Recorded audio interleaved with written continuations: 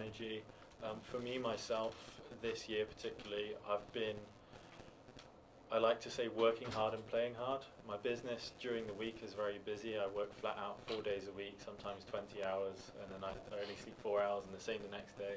But what I love doing is at the end of the week, I find a cheap flight to go anywhere. A lot of the time I go to Italy and I sort of relax and do my paperwork and admin over in a different country. And similarly, coming here now, I've been on so many flights this year. I've lost track of how many flights and how many different countries I've been, but I think I've been on 48 flights this year already. And what I don't know, what I wasn't taught in school is what can I do as a young man to sort of reduce my carbon footprint, but also enjoy the life that I've been given and the opportunities that I've been given. And in a sense, there's no way I'm going to turn down an opportunity to represent the Philippines, but also traveling to Philippines and then to Thailand probably causes a lot of carbon emissions. So I'm on this journey where I'm trying to do research and learn how I can maybe give back to the planet and reduce my carbon footprint. So right now I'm looking into how I can plant trees, what organisations there are who can help me plant trees and things like that. But also I'd love to be on a platform, especially of what I've been through and the tragedies I've been through, is to talk about mental health. That's something that I think is very close to my heart, and there's so many people like me who are out there who've either they've been young and they've lost their mother at a young age, or they've lost a brother, an older brother, or a father. They've lost their biggest inspirations at a young age, and certainly from my experience, when things like that happens, it can leave you in a very messed up place, because someone who's been there and guided you your whole life, if they're no longer there, you have to really sort of learn who you are and put yourself back together. That's something I'd like to advocate in the future as well. And those are, I'd say, the two main things I'd like to speak about on a public level and raise awareness about. What do you miss about your brother? What do I miss most? I think in the first few years, I missed I missed the intellectual conversations we've had. We both were studying together at the same university, in the same batch actually. So we both lived together in Wales in the UK, studying at the University of Cardiff. And we both went to lectures together, we went to classes together. And he was so ambitious and he had so many dreams about business ideas. In fact, one of the most heartbreaking things I found after he died was he had a whole document full of business plans for multiple ideas he had for businesses. One of them now is sort of turned into fruition, and he had the same kind of business idea as Grab for food, or in the UK we have Just Eat or Deliveroo. And he used to bounce ideas like this off me, and I used to say, no, that'll never work. Like, this is, like, if people want food, they just go to the restaurant or go to McDonald's and buy the food for themselves. But, yeah, he said, oh, no, it'd be really efficient if you can pay someone a small fee to cycle or take a motorbike and deliver right to your door. And we used to always have these amazing conversations, kind of criticizing each other, bouncing ideas off each other. And I'm sure if he was still alive now, he'd be 30 years old, and I'm sure he'd be the CEO of some really groundbreaking business by now. But the thing I learned that I miss the most about him as I've got older into my 20s is, it sounds really stupid, but I miss the arguments. You know, if someone really loves you, like your mother or your father, if they have the kind of arguments that are they're almost critical of you, but they highlight your flaws and what you need to improve on. They're not trying to degrade you or put you down like a bully might, but they're having these important arguments to really teach you what you need to know and to help you. And I had a lot of arguments with my brother growing up, because he was trying to teach me to be a better person, guide me to be better with my weaknesses, and really highlight what I need to do to be a better person. And those kind of arguments where they're really heated, they're really passionate, but I look back on some of them now and I think, wow, I miss having someone who loves me that much, that they're willing to do whatever it takes to try and get that message through to me, that this is what you need to do. Even when, with your mother or your father or siblings, you can be stubborn sometimes, but those arguments with your siblings sometimes are the ones where you can learn the most.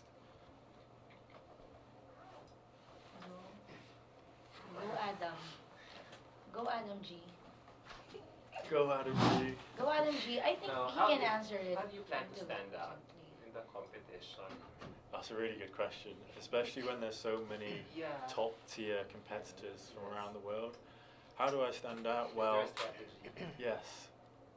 I'm going to make up a better strategy, but right now, what I'm so grateful of is I'll be wearing some amazing outfits from some of the top designers from here in Manila. So I know my finals outfit looks fantastic. I'm going to stand out with that. And the same for my preliminaries. Maybe the way of how I stand out is I need to reduce maybe my reserved British persona, and I need to really elevate my inner Filipino, bring out the Filipino heart, the Filipino personality, and really just bring a lot more swag and character to the competition so that I'm recognised not only in what I'm wearing but also the way I feel on stage and the confidence I can show as an aura on stage and really give off a lot of confidence. That's my plan so far, but as soon as I get into Thailand and I meet some of the organisers, some of my fellow competitors, I'm sure I'll come up with a more detailed strategy of how I can stand out and make the Philippines very proud. Alright. Thanks, Adam. You mentioned you've traveled to different countries. So in the future, if you're asked to settle down, probably, which country would you like to settle down? Let's just first ask if he's single. Oh. Maybe. Maybe. Maybe. Maybe not. Maybe not. Okay. Maybe not. Yes, maybe. Maybe not. Okay. We'll see. Which country would you like to settle in? That's a really good question. Growing up, I always thought, I'd love to live in the Philippines. And then as I got older and developed my business, it was easy for me to think, I love life in the UK. There's a great Filipino community in the UK, but life's very comfortable there. And as I've grown up since my brothers died, I've been more about pushing my boundaries, pushing myself past my comfort zone, and just trying to live big and have a lot of opportunities that in my previous life I would not have said yes to. And so that's why I've been traveling a lot more now.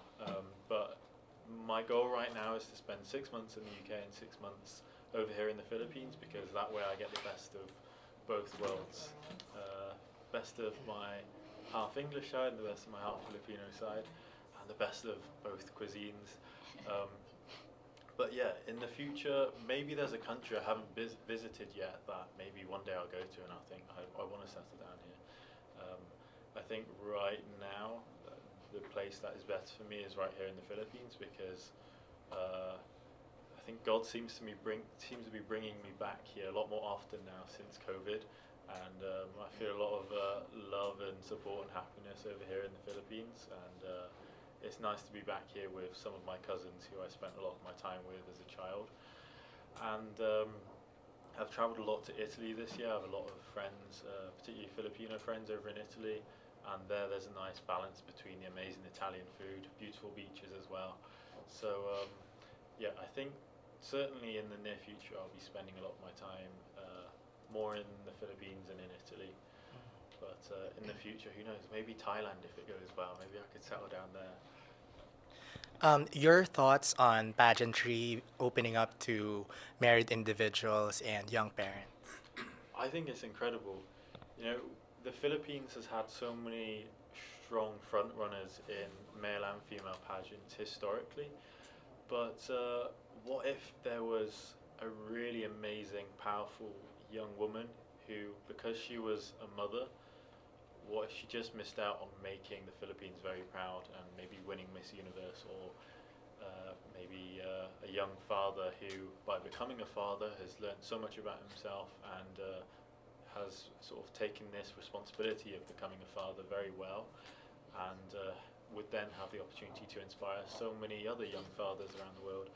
And maybe now's the chance that we can put through some really amazing parents through pageantry who can do amazingly well for the Philippines, and I think it's the perfect opportunity to find more top tier ambassadors for our country.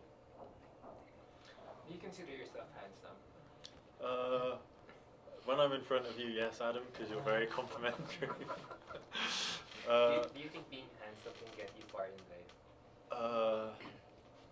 Maybe it helps. Maybe it helps with being persuasive. Like if you really need something from someone and they see the sort of the glint in your eye and the sparkle, maybe there's a little edge that you can get to making someone say yes, or to encouraging someone to kind of go with you somewhere, or to take you somewhere, or to give you something.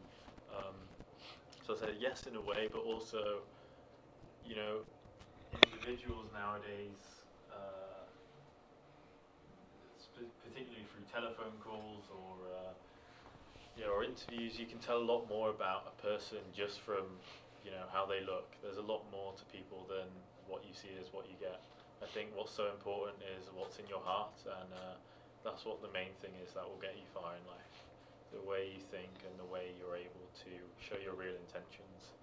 It's easy to look good and be fake, I guess, but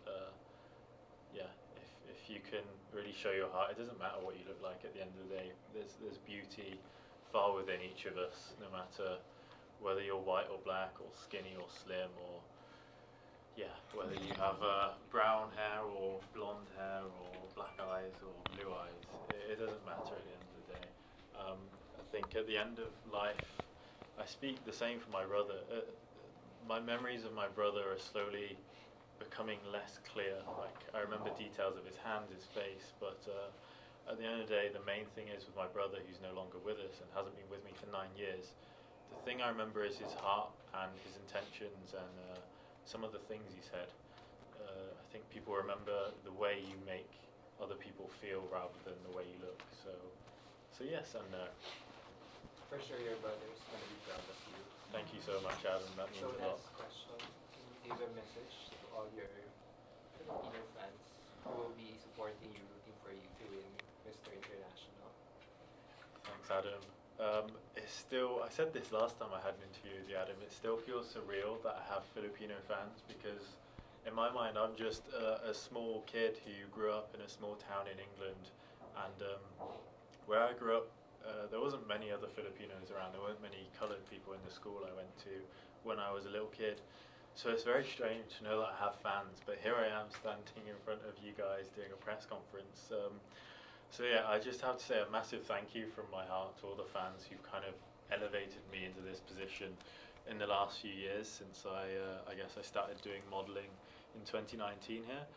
And it's difficult for me to find words actually, but I guess there's nothing more I can say than thank you so much for your support. I try and reply to some of your messages sometimes, but it's not always possible because I'm working so hard, but I want you to know that I really appreciate that you're with me, and I almost feel like you give me wings, elevating me, and when I'll be wearing that flag over in Thailand, it will be for you guys, and I hope I'm able to deliver for you, and with your spirit of the Philippines, I hope we can go there to Thailand and do well as a collective team, as a country, and fingers crossed we'll bring the crown back here and bring the glory, and if not, we'll win by inspiring the rest of the world with our hearts and our minds and our ambition and our dreams as a nation. Thank you so much, guys.